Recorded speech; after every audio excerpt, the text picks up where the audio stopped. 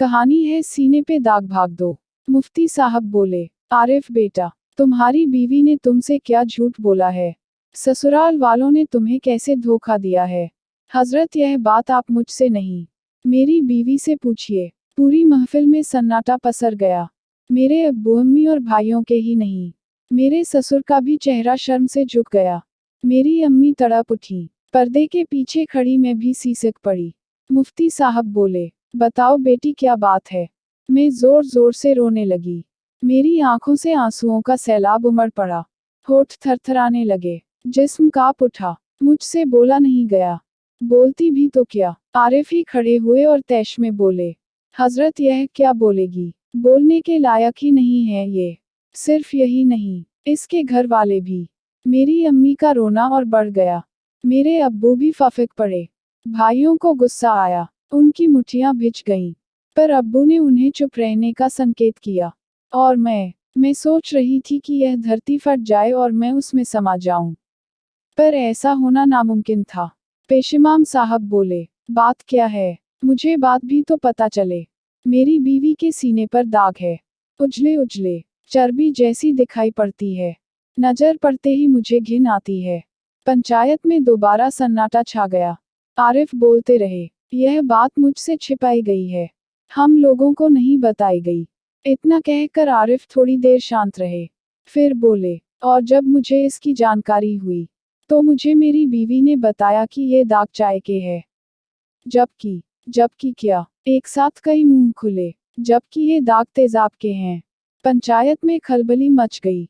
नसीर ने आगे बताया, कल मैं खैराबाद अपनी ससुराल में था। वहीं एक पान की दुकान पर मैंने दो लड़कों को आपस में बातें करते सुना। मैं नहीं जानता कि वे लोग कौन थे। उनमें से एक ने दूसरे से पूछा था कि यार, उस लड़की का क्या हुआ? दूसरा बोला था कि कौन सी लड़की? पहला लड़का बोला था कि वही हाजी अशरफ साहब की लड़की, जिस पर एसिड अटैक हुआ था। दूसरा लड़का बोला था कि अरे, उसकी तो शादी हो गई, 2-2.5 साल हो गए हैं। अच्छा शौहर पाया है उसने। इतना सुनना था कि मेरे होश उड़ गए। आगे उन लोगों ने क्या बातें की, मैं नहीं जानता। लेकिन हजरत, मैं यह जानता हूँ कि मैं कहीं का नहीं रहा। पहले तो किसी तरह एक साथ बसर हो रही थी, मगर अब हम साथ नहीं रह सकते। मुझे इस झूठी औरत से नजात दिलाए। आरिफ अपनी बात पूरी करके बैठ गए। पंचायत में कानाफूसी होने लगी। थोड़ी देर के बाद मुफ्ती साहब बोले, हाजी साहब, आप कुछ बताएंगे, क्या मामला है? हमें कुछ समझ नहीं आया। एसिड अटैक कब और क्यों? मेरे अब्बू हिम्मत करके खड़े तो हुए, पर थरथर कांपने लगे। उनसे बोला नहीं गया। अम्मी ने भी बोलना चाहा, उनसे भी नहीं बोला गया। बस खड़ी खड़ी रोती रहीं। आखिर में मैं खड़ी हुई। मेरे घर वाले धोखेबाज हैं या नहीं, मैं नहीं कह सकती। हाँ, मैं यह जरूर कह सकती हूँ कि मैं झूठी हूँ। मैंने झूठ बोला है। मुझे साफ साफ बता देना चाहिए था इन दागों के बारे में। मैं बताना चाहती भी थी, मगर मुझे कोई सूरत नजर नहीं आ रही थी। सुन रहे हैं आप? मैं बोली। आरिफ ने खड़े होकर बड़े गुस्से में कहा, यह और इसके घर वाले इसी तरह लच्छेदार बातों में उलझा देते हैं। झूठ पर झूठ बोलते हैं। झूठे धोखेबाज कहीं के। मुफ्ती साहब बोले, आरिफ खामोश रहिए, अदब से पेश आइए। आरिफ सटपटा कर बैठ गए। मुफ्ती साहब ने मुझसे पूछा, बेटी, दाग का राज क्या है? बताएंगी आप?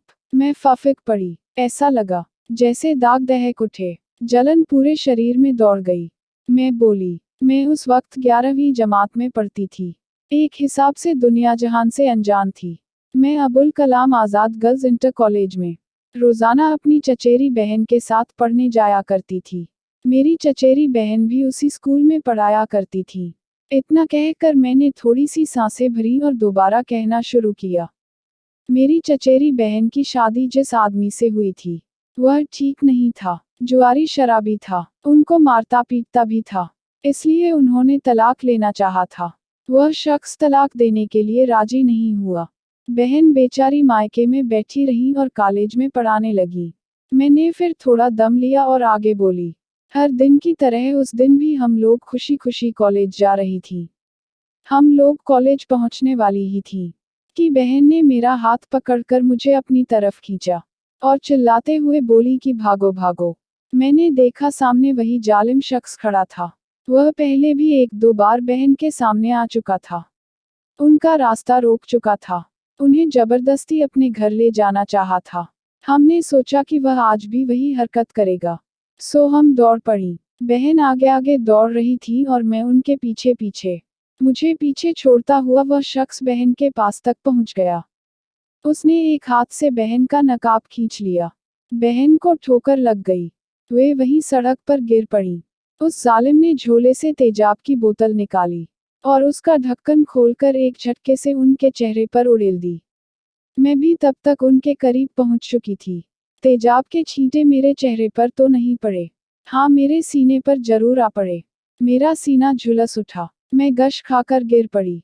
जब मुझे होश आया तो मैं अस्पताल में थी। मैंने बहन के बारे में पूछा तो पता चला कि उनकी मौत तो अस्पताल पहुंचते ही हो गई थी।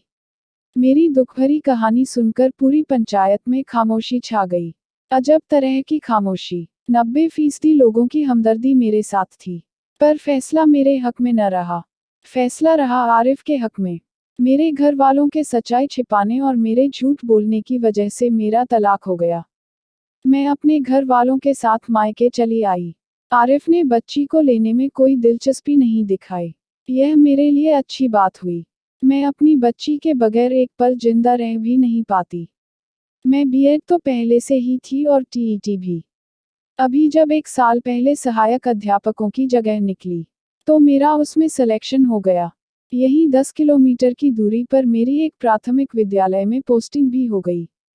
वहीं मेरी मुलाकात रफ़ीक से हुई। रफ़ीक पास ही के एक माध्यमिक स्कूल में सहायक अध्यापक है। जब से मुझे देखा है, अपने अंदर मोहब्बत का जज्बा पाले बैठा है। मुझसे मोहब्बत का इजहार भी किया है और शादी करने की इच्छा भी जाहिर की है। मैंने न तो उसके प्यार को स्वीकार किया है और न ही उसके शादी के प्रस्ताव को। मैं दोबारा उस दर्द को झेलना नहीं चाहती। अगर आपको कहानी पसंद आए तो लाइक और शेयर कीजिए और चैनल को सब्सक्राइब करना मत भूलिए।